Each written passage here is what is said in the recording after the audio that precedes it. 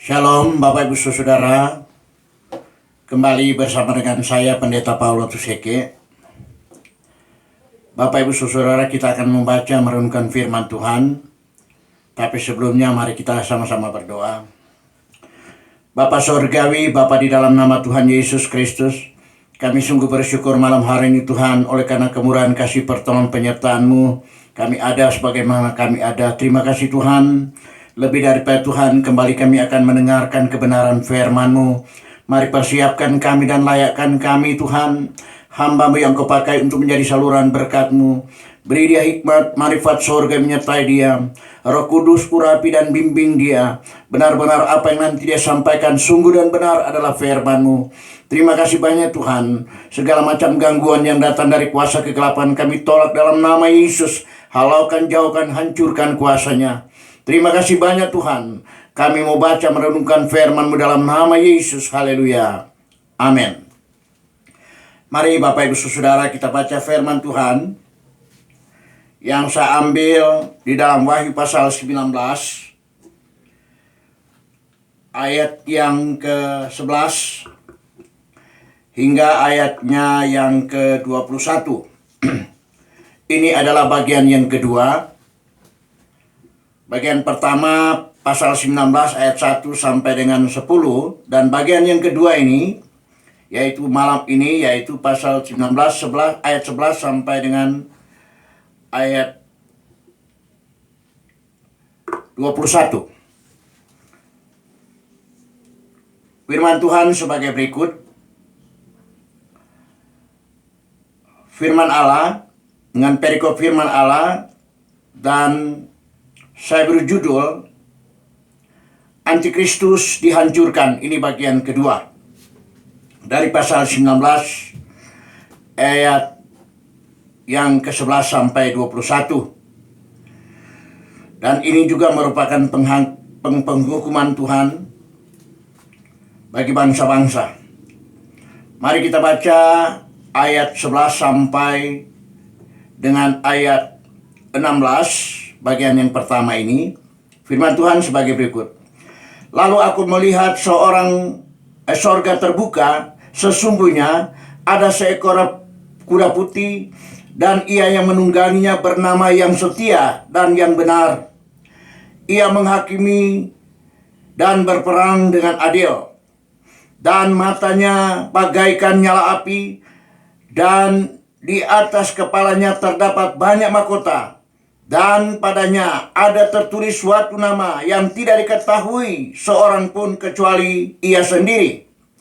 Dan ia memakai jubah yang telah dicelupkan dalam darah, dan namanya ialah firman Allah. Dan semua pasukan yang di sorga mengikuti dia. Mereka menunggang kuda putih dan memakai lenan halus yang putih bersih. Dan dari mulutnya keluarlah sebilah pedang tajam yang akan memukul segala bangsa. Dan ia akan mengembalakan mereka dengan gada besi. Dan ia akan memeras anggur dalam kilangan anggur, yaitu kegeraman murka Allah yang Maha Kuasa. 16.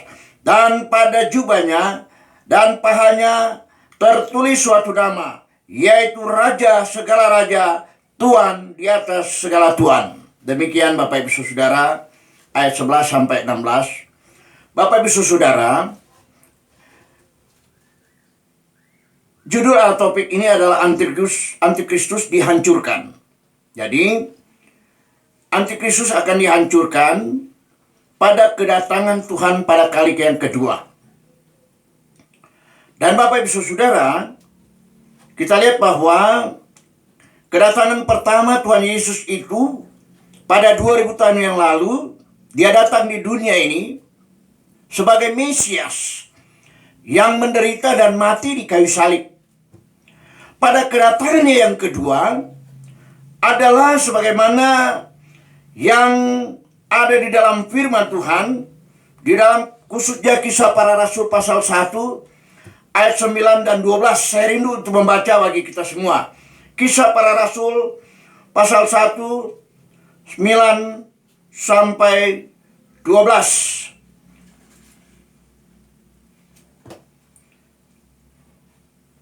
Firman Tuhan sebagai berikut. Kisah Para Rasul pasal 1 ayat 9 sampai 12. Sesudah ia mengatakan demikian, terangkatlah ia, disaksikan oleh mereka, dan awan menutupinya, dan dari pandangan mereka. Ketika mereka sedang menatap ke langit, maka ke langit waktu itu, ia naik itu, tiba-tiba berdirilah dua orang yang berpakaian putih dekat mereka, dan berkata kepada mereka, "Hai orang-orang Galilea, mengapakah kamu berdiri melihat ke langit? Yesus ini yang terangkat ke sorga, meninggalkan kamu, akan datang kembali dengan cara yang sama seperti kamu melihat dia naik ke sorga." Ayat 12, maka kembalilah rasul-rasul itu ke Yerusalem dari bukit yang disebut Bukit Zaitun, yang hanya seperjalanan sahabat jauhnya dari Yerusalem.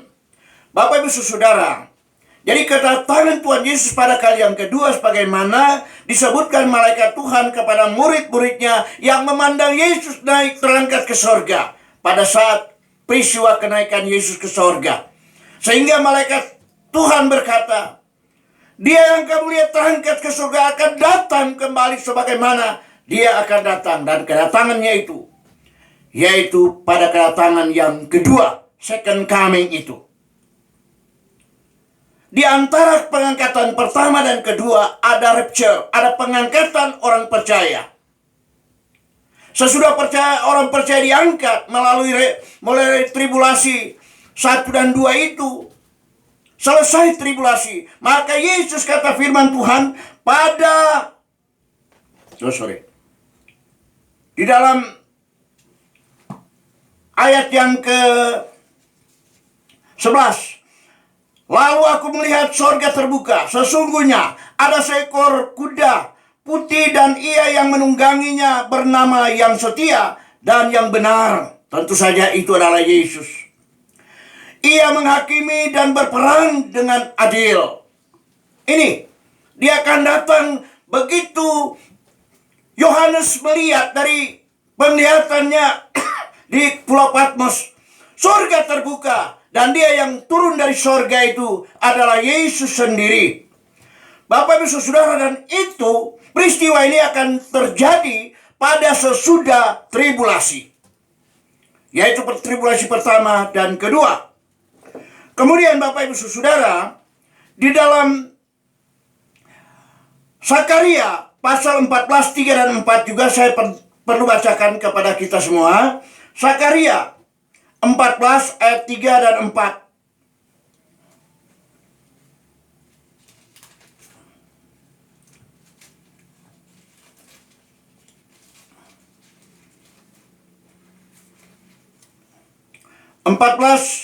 Tiga dan 4. Kemudian Tuhan akan maju berperang melawan bangsa-bangsa itu, seperti ia berperang pada hari pertempuran.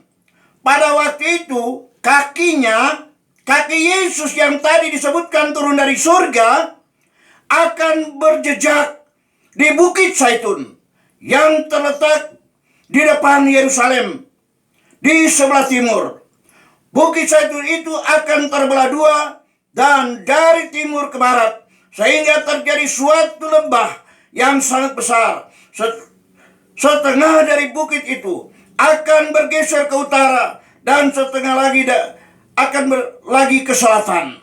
Jadi khusus ayat 4 tadi, pada waktu itu kaki Yesus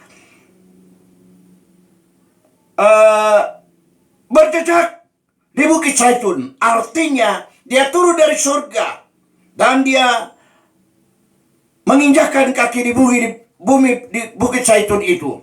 Dan kita lihat bahwa itu akan terjadi bersama-sama dengan orang saleh-saleh, orang saleh-salehnya, orang percaya, yaitu saya dan saudara yang diangkat pada masa rapture, sudah melewati, bahkan sudah melewati tujuh masa tribulasi itu, atau 7 tahun tribulasi itu.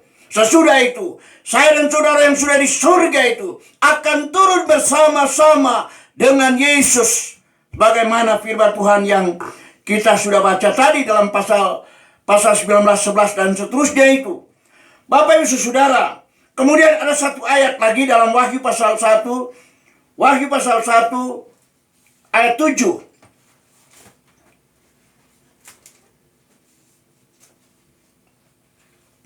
Wahyu pasal 1 ayat 7 firman Tuhan berkata begini. Lihatlah, ia datang dengan awan-awan, dan setiap mata akan melihat dia, juga mereka yang telah menikam dia, dan semua bangsa yang di bumi akan meratapi dia. Ya amin, mereka meratap melihat. Mereka yang tertinggal, yang tidak diselamatkan, mereka memandang Yesus turun dari sorga. Mereka meratap. Dan Bapak Ibu Saudara, kita lihat bahwa nanti setelah dia tiba di bumi ini, akan terjadi apa yang dinamakan dengan perang Armageddon. Dia akan membinasakan manusia yang tertinggal pada waktu itu. Pengecualian bangsa Israel. Karena bangsa Israel akan diselamatkan oleh Tuhan. Dia singkirkan bangsa Israel. Untuk nanti sesudah selesai perang Armageddon itu terjadi, maka orang-orang Israel yang disingkirkan, yang diselamatkan itu akan masuk pada kerajaan damai 1000 tahun atau milenium itu. Ini yang akan terjadi seperti itu. Bapak Ibu Saudara, kita kembali kepada pembacaan kita tadi, bahwa pada masa atau pada kedatangan Tuhan Yesus pada kali kedua, peristiwa itu akan terjadi seperti itu. Dan Bapak Ibu Saudara, di dalam ayat 14 saya baca, ayat 14.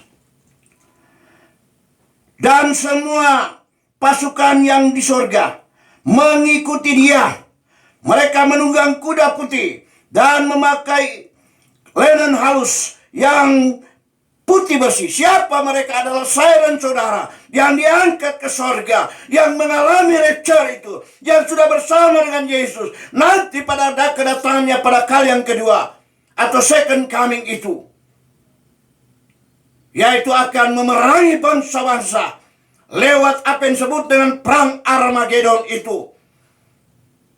Dan kita lihat bahwa dia akan turun bersama saya dan saudara dengan saleh-salehnya, dengan orang percaya yang sudah diangkat lewat rapture itu.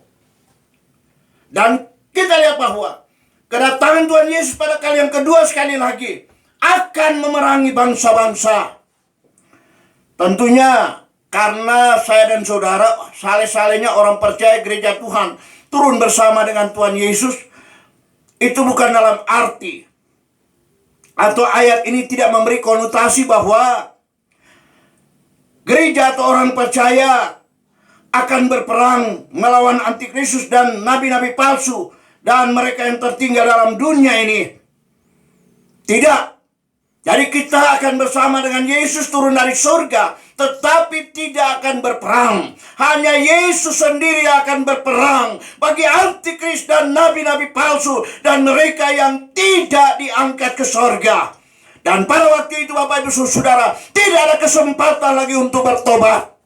Karena ini adalah penghukuman. Tidak ada lagi. Tuhan Yesus turun ke pengecualian. Dia akan membentuk kerajaan damai 1000 tahun. Yaitu dia akan memerintah bersama dengan orang percaya. Siapa yang diperintah adalah bangsa Israel yang sudah diselamatkan itu pada masa kerajaan damai 1000 tahun. Bapak Ibu Saudara, tentunya Tuhan tidak membutuhkan pertolongan kita pada perang Armageddon ini, karena dialah sendiri yang akan menyerang, bahkan akan memusnahkan antikristus dan segala pengikutnya dan nabi-nabi palsu dan mereka semua yang tidak diselamatkan pada masa tribulasi, bahkan masa hari ini atau sekarang ini. Kita lihat bahwa di dalam pasal 19 ini ayat 17-21 saya baca, di mana binatang atau antikris ini serta nabi-nabi palsu dikalahkan oleh Tuhan sendiri. Mari kita baca ayat 17-21. Lalu aku melihat seorang malaikat berdiri di dalam matahari dan berseru dengan suara nyaring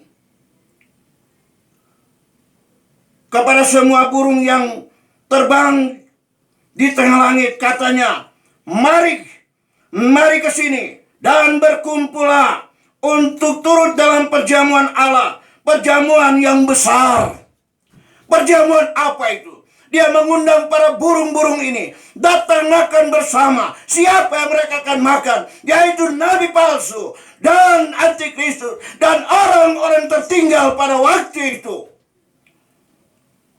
Mereka akan dibunuh dan di sini akan terjadi pesta yang besar. Oleh sebab itu Tuhan sendiri yang mengundang burung-burung untuk makan bersama. Turut dalam perjamuan Allah, perjamuan yang besar, supaya kamu makan daging semua raja, dan daging semua panglima, dan daging semua pahlawan, dan daging semua kuda, dan daging semua penunggangnya, dan daging semua orang, baik yang merdeka maupun yang hamba, baik yang kecil maupun yang besar. Dan aku melihat binatang itu dan raja-raja di bumi serta tentara-tentara mereka telah berkumpul untuk melakukan peperangan melawan penunggang kuda itu dan tentaranya. Maka tertangkaplah binatang atau antikris itu, dan bersama-sama dengan dia nabi palsu yang telah mengadakan tanda-tanda di depan matanya. Dan dengan demikian ia menyesatkan mereka yang telah menerima tanda dari binatang itu dan yang telah menyembah patungnya. Keduanya dilemparkan hidup-hidup ke dalam lautan api yang menyala-nyala. Nabi palsu ini dia bikin mujizat pada masa tribulasi. Dia tunjukkan kehebatannya dan mujizat dia lakukan. Dan banyak orang mengikuti dia pada masa tribulasi itu. Dan mereka menerima tandanya, yaitu 666. Dan tentunya mereka akan dimusnahkan oleh Tuhan bersama-sama dengan antikristus dan nabi-nabi palsu pada waktu itu. Bapak Ibu Saudara, di dalam ayat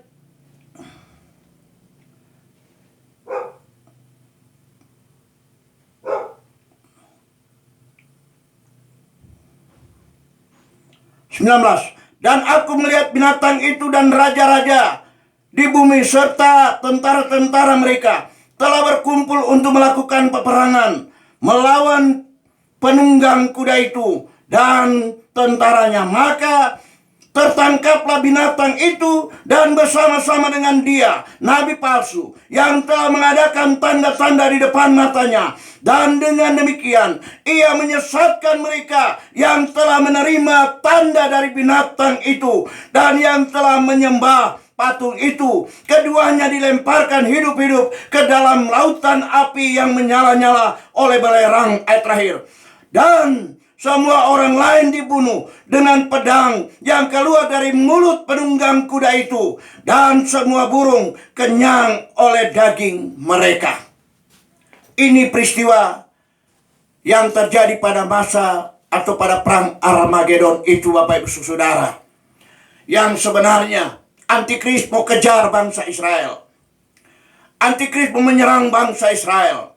Tetapi Tuhan menyelamatkan mereka. Saya baca yang terakhir mengenai perang Armagedon itu yang nanti akan terjadi dalam Sakaria pasal 12. Ayat 2, 3, dan 9. Sakaria pasal 12.